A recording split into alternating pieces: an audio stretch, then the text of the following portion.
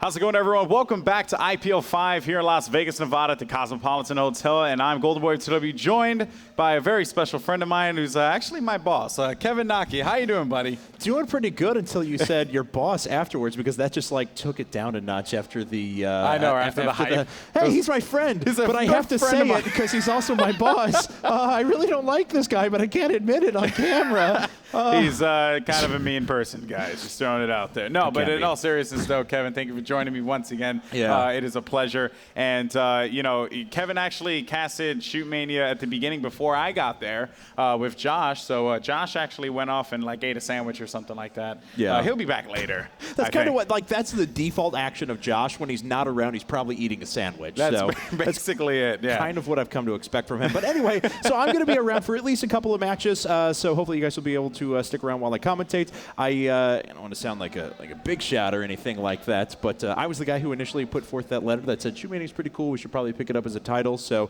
I've been involved with it since the very beginning, and it's just awesome to see how far it's blown up to actually be at this venue now. Yeah, you know, I'm such a big fan of it. After this event, you know, I watch a lot of ESWC. You know, I catch the Adroit stuff that Winters and Indrid, who just casted here, actually commentate as well. And, you know, I'm starting to really appreciate the skill of all these players. We saw some great matches, and we're going to have another great match lined up for you coming up in just a sec. It's actually going to be Spin Move versus Epsilon, if I'm correct. Spin Move actually is 0-2 in the groups right now, so this is a very important match for them, because if they manage to win this one, and also depending on how the series count looks, they could find themselves into in a position that they could potentially get into the group play, because Epsilon just lost to Colwyn, and Colwyn's like on a tear right now. Yep. We're still waiting on SK and Colwyn as well. I was watching that last match between Epsilon and Colwyn, and Epsilon had their opportunities. At the very beginning of the first game, at least, they had overcome their initial point deficit, and on the back of a nice XP3 attack round, had gone up, and all of a sudden it's like, oh, it's going to be really close, but then it was tied 8-8, and they were down from there.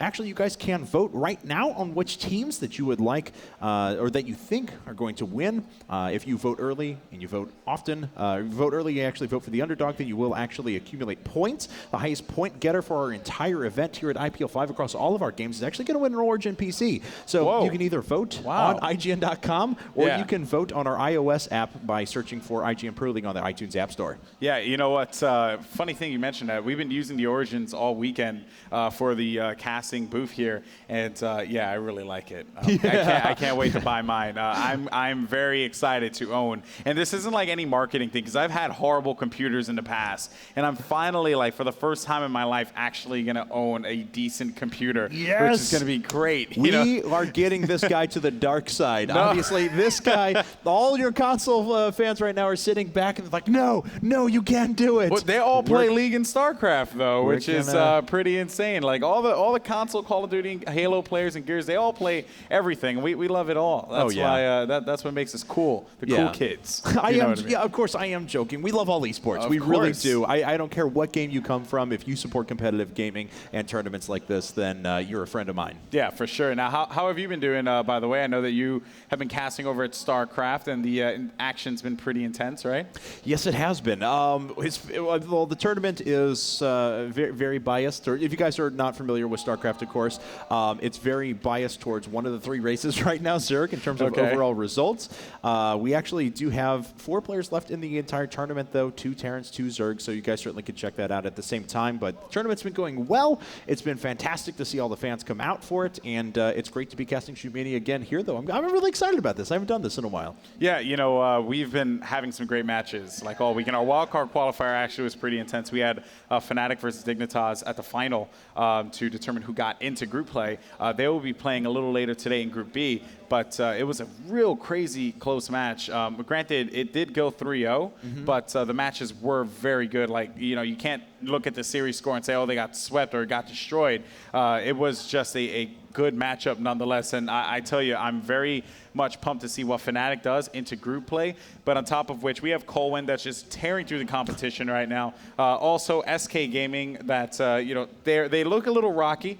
You know, they're right now 1-1, if I'm correct. I haven't had a chance to look at the groups yet, but yes, they're 1-1. So they have that matchup against Colwyn, and that's going to be a good one, just because of the history with two of the players on both of those teams, Sturmy and Rafa. Their times, encountering each other in Quake and all that. That it's just going to be really entertaining, and I can't wait to be able to cast that one. And of course, XP3 and his team and Epsilon, they're a good squad, man. They have the potential. Even though it was a 2-0 last time, it was a very close match, and it was very good to see that, the North American teams are still competitive with the very best European teams that are out there. And I've got to say, man, I thought that match was, the first game, I should say, of the set was in the bag for Epsilon until AKM decided to take over again with multiple attack rounds. That was just staggering. That's the scary part, when anyone at any point in time can pretty much just, flip the switch and just dominate like the entire time. It's quite an intense matchup that we saw earlier. But you know what? I think that Colwyn overall have shown that they have some errors here and there, and they not unbeatable, of course. Everyone's beatable at a certain point, but it's going to be very tough. You can't make mistakes against them, and that's the thing. And I kind of feel the same way for Epsilon as well. You can't make mistakes against them, and when you have two teams that just, and that's the obvious thing there, because if you make a mistake, you pay for it. But some teams recover a little bit better than others, and it really seemed like Colwyn just recovers from their mistakes so quickly that, and then on top of that, they're constantly changing the way that they approach defense, which has been a big thing here at IPL 5. And I don't think you can overstate how much that recovering from mistakes actually matters. In the first set of the last match, we saw moments when XP3 was the lone defender. His opponent had all three armors available. You thought, this is going to be kind of rough, and it looks like it's going to be a really biased match towards Colwyn here. XP3 stopped him with 96% sitting on the capture points, and then came back and took an attack round right afterwards, and things dramatically shifted in their favor. And you thought, okay, well, what's going to happen now? But Colwyn came right back. AKM took his next attack round and was able to kind of seal the deal. And that's really what it's become here. It's like, we're seeing these teams now really come to themselves. Granted, XP3 and the guys from Epsilon have always been a very good team. They've always been a standout North American squad. But then on the other side, their opponent, Spin Move, who I know you haven't had much of an opportunity to check out here, but Spin Move, they're a team that I feel is more than capable of getting over that hump and taking a win. Like, they can very well beat Epsilon in this one. And if they do, that would spell some pretty bad situations for the guys, for actually the entire group as a whole, because Spin Move, they've lost 2 in a row now, but they desperately need this win, which will really push them over the hump. I think I haven't gotten the full statistics yet, and to see like how the groups are playing out right now, but it is going to be very interesting after this match. Right, but if Spin Move's 0-2 right now, and they were to take out Epsilon, for example, then Epsilon would already be 0-2 in the set. Even if they go 1-2, well, then they've already lost to Spin Move to begin with, and it puts them in not a great spot as far as the group is concerned. So they certainly want to take this. They certainly want to advance and at least find some parity in the group right now, 1-1. Looks like we just need one more player to jump into the room, and we're going to be ready to move here in just a second. But yeah, it looks like, let's see here. We're going to start on the castle, it appears. Yeah, it seems like our first map will be on the castle. I actually have to get the full thing, because we just sat down. It was just like, sit down and cast like, right away, with the crack and the whip. That's how it is. I don't get treated very well. I'm kidding. I'm joking around. It's all Kevin Naki's fault, by the way. Make me sad now. No, it's a joke. But you know what, though? In all honesty, it's been this is my first IPL. And it's been a good time. I've had a really great time here, and I hope everyone else out there is having fun as well.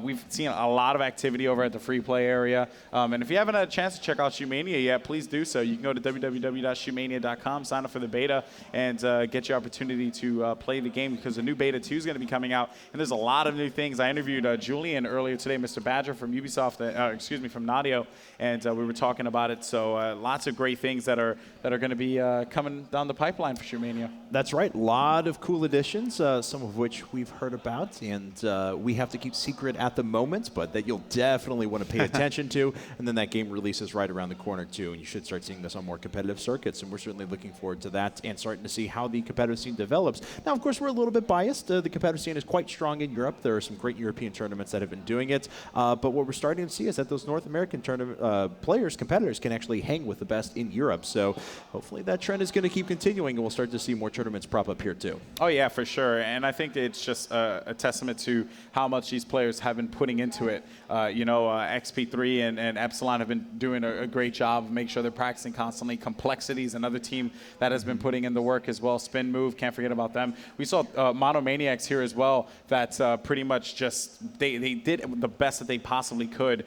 But they just fell short there at the end. I believe it was against Dignitas, so that was another crazy good match. But then even some of the teams that were in the lower portions of our qualifier bracket, like Do Not Jump and Fierce, which was godlike at this event, really putting the work in, and Resolution as well. So I'm just giving a shout out to all the people who competed, because they came all the way out here not only to enjoy Las Vegas, but to also get an opportunity to win $30,000 for first place. That's pretty good. It's a lot of money. That's more money than I'm going to win in Vegas. Yeah. I won $4. I went to the slots. I have not. $4. I'm minus. So. Yeah, you're minus? Yes. Okay, well, I lost the $4 right away, so if that helps you, I'm like minus $5 now. That's good, minus $5. I'm minus 60. That's how they get you. That's all right. how they get you. You sit down, you start hitting the slots, and you're just like, I don't know what happened. Where did $10 go? And it sucks. And my friend just sits next to me, and he's like, oh, 4 came up again. I guess we made another $40. Yeah, my brother actually right next to me was playing on the Hangover slot machine. And it was actually pretty hilarious because he was making so much money on that side. I was really jealous of him. I got my $4. I was like, yeah, I was with my friend Rachel, and she was actually winning money as well. And I was like, yeah, I got $4. Felt real good about myself. Then my brother goes to the slot, and then he makes $25. Like easy, just very disappointing stuff. Lucky that. So we even have the easy cheerful out there too, which I appreciate very much. But yeah, so. Is the funniest, I guess, gambling-related story, though, is that it looks like our players already, is that my wife and I are walking through a casino in our hometown once. We went through the high roll area. I didn't spend any money there, of course. My wife kept printing out tickets of people that had left over like $1 or $2. Yeah. All right, looks like we are jumping in right now. The warm-up has begun. So she kept printing out like $1 or $2 at a time on like 10 machines. So we ended up getting $20. We went over to one machine, dropped it in once, won 150, walked away. Yeah, that's what you got to do, man. You make that little money and you just walk away as soon as you possibly can. All right, guys.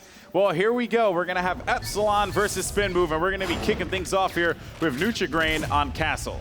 That's right. So Nutrigrain going to make his way up. There's a lot of different paths you can take on this map. Of course, looks like he's going to post up and try and score one of those long-range shots to begin with. No, not actually wasting any time there. Defender's taking pretty normal spot here from what we normally see on this map.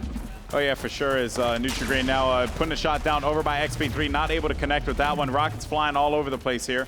And so this is actually a pretty familiar matchup here. Is Spin Move is a team that has faced off against Epsilon time and time again. But we're going to see as Nutrigrain now dropping around the side. He actually is going to get picked 1 time and 2 right away by Godson and XP3. Nice stuff there by the guys from Epsilon. Yeah, nice job by XP3 there. He actually bobbed in and out of cover there for a second, just took 2 shots. Both of them ended up landing. So good effort on his part. We're going to see now what he can do. Of course, the primary attacker for XP3, his laser is ridiculously strong. Oh, yeah. He has actually been on point all weekend long. Let's actually see what the position that he's going to put himself in here is a flurry of rockets flying his way, but he managed to avoid it somehow, so that was some good work there by XP3 as he's going to try and pick off Nutrigrain up top over there, but he is going to miss the laser. And it seems like we're going to have more crossing here by Spin Move. This actually some pretty good crossing by this team, I must say. Their defense has definitely stepped it up in this tournament. Yeah, but the problem is now, it's not even going to end up being a problem in this specific match because XP3 is already down in just 1 armor. But where Pluxy was actually playing up the front can allow for XP3 to kind of skirt around the back and get position on the defenders on the high ground. And that can be a dangerous position for the defense to be. But XP3 is, he's got his work cut out for him. He's got to pick off at least 1 shot before he solves the goal. Yeah, and the castle's such a heavily defensive map there, but the goal is live. 4 seconds left here, and it gets closed out by Nutrigrain. Nice stuff as he stops him in his tracks. And the score is going to be 1-1 now, and Poor Billy is going to be attacking. Poor Billy actually one of the saving graces for Spin Move on numerous occasions in this matchup where he, out of nowhere, kind of just sits on the goal, and nope. And there we go, as we're going to jump on board with Poor Billy now. And of course, let's see what we have here is, that was a close rocket there on Poor Billy, but he manages to avoid that one. Yeah, he avoids it, and He actually has pretty decent position on the map, too. The defender's not really peeking out.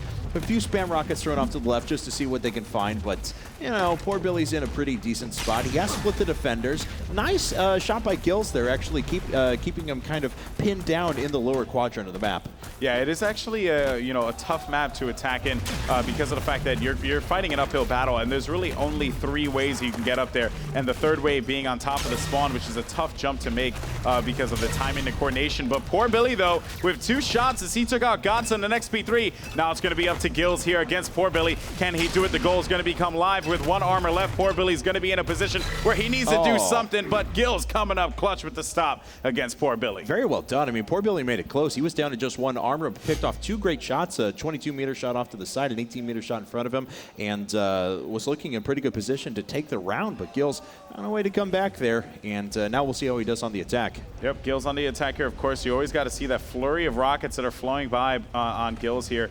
And, the thing that you have to bear in mind is that you just do not want to rush in blindly, because that is just something you do not want to do in that instance. Gills now obviously throwing down that laser, which will actually identify himself on the map because of the fact that that laser is just such a distinct sound, and the streak does not go away for about a second or half second or so. So that's going to identify him on the map. But wait a minute though, as Pluxy's able to get the hit there, Gills able to take out Grain, so that's going to be a big loss for them, as Gills now trying to play this one slow and pick off Pluxy, who's a problem on defense for sure. He's actually been playing a great tournament despite the results. He's been playing very good, and now the goal is going to become active. That's right, so Gills now only has 8 seconds with which to cap this. He sits on there. Is we going to have our first attack round? Wow. No, just at the very end. The round does go to spin moves, so very nice job right at the last second to stop Gills in his tracks. Now, Castle, of course, is an incredibly defensive map, one of the more defensive maps actually in the entire map pool. So you tend to, on most maps, have a situation where defenders are going to trade rounds back and forth. That's especially true on Castle. So as important as attack rounds are on any other map, it's doubly true here. Yeah, Castle is just such a tough map for attackers. Of course, you have that coverage there on the elbow. Always expect 1 player there. We're starting to see the pillar actually used a lot more now. Godson actually landing a hit there on Pluxy, and Godson's playing Pluxy's position in the forward. But Pluxy is actually going to drop back here, throwing down that laser, not able to connect with it. But he will connect with that laser on Gills. 1 climbing up through the ramp over here as he misses another shot, but Pluxy at least putting the shots in as best as he can. Despite him actually missing a few, he's still taking the opportunities, and he does get taken out there by Godson. And that's the one thing I'm a fan of, is just, being able to take the shots when it's necessary. You don't want to always take those blind shots, but in that instance, maybe Pluxy did 1 or 2 blind shots. But the way that I'm looking at it is like this: if you're just not shooting your laser at all, which sometimes we saw teams do that in our qualifiers, it was a problem overall. Just because you want them to be able to take more shots, especially at the beginning of the round. Take the risk. You can do it, at the beginning. It might pay off. Just like that right there, as Godson picks off Nutrigrain there. That was going to be a long shot, 66.7 meters. And now you're going to see Pluxy playing the pillar here, as Godson is going to try and pick him off, but he is not able to connect with it. And then you can also see poor Billy, he's actually going to get back to the goalpost. So that's going to be a big win for them, because they needed someone there for the coverage. Godson has a very surprisingly accurate laser too. Like, usually you put your weakest attacker last just because the strongest attacker goes first. They come up a little bit more often, but Godson, in many circumstances, in our qualifiers and as he's showing right here, has an incredibly accurate laser at times. Now he's just going to try and rush the point. Perfect position, gets the capture. That's our first attack round of the map. Yeah, that was a great play there by Godson, as he was able to actually, close that one out there. Now it's going to be up to the leadoff attacker in Nutrigrain. You had mentioned before about the leadoff attacker, and then the last attacker, of course, Godson being one of those guys who could throw down a laser and win the round when needed. And, talking about Nutrigrain here, it's actually quite interesting that you bring that up, because it's good spacing. Godson is a great laser, so having him, attacking that 3rd position, it actually kind of helps him out, because that would alleviate some of the pressure there on Gills, and would really allow, guys like XP3 to benefit on the next round. Ooh, nice shot by Godson, though. Nutrigrain was sitting, looking in that position for so long, just waiting for a peek. Godson never gave it to him until he moved up, so great spotting on the high ground there, I have to say, by Gills.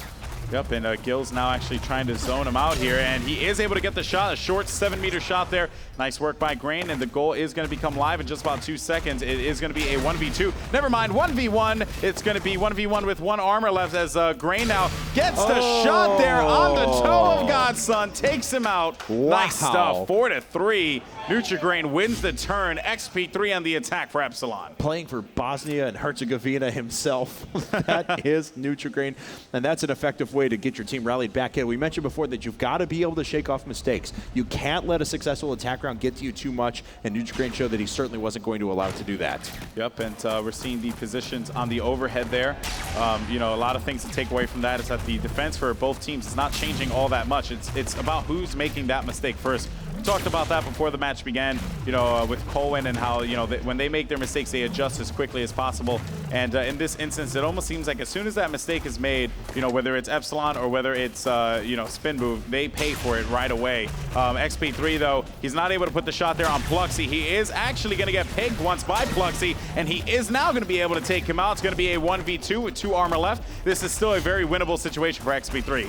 XP3 has a very, very accurate short-range laser as he picks off 3 shots in a row. And I know that sounds weird to say he has a good short-range laser, but there's so many people that when a defender gets in their face, they're rushing them down, they don't know how to react. They can't line up that close-range shot. But XP3 is one of those players that can certainly stay cool in the face of pressure. Yeah, for sure. And that's really what you need there. You need to be able to handle the situation as best as possible. Taking a look here at the overhead once again, you know, that's one of my favorite things about Shootmania, being able to see the overhead view and see where the defenders are positioned in conjunction, or in relation, excuse me, to the attacker. But now with the action underway here, poor Billy is he needs to basically pick off at least one person. That person by the elbows of, you know, just going to be a big win for him if he can manage to do so. It's always so scary for me to see people up there, though, because they can get exposed pretty easily if a defender decides to commit in that direction.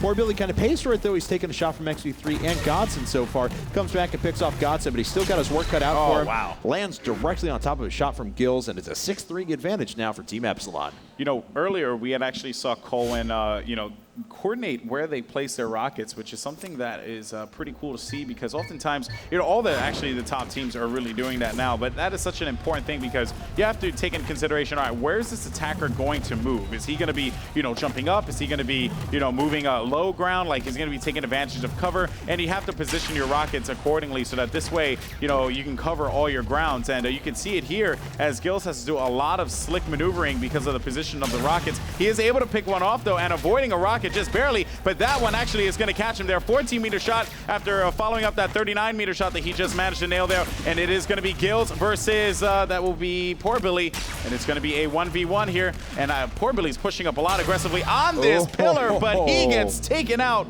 with a shot to the neck. That's right. So couldn't know if it was the neck per se, advantage. it was in the neck area. The neck region. Maybe the shoulder, perhaps. And the shoulder is the worst part to catch a laser, of course.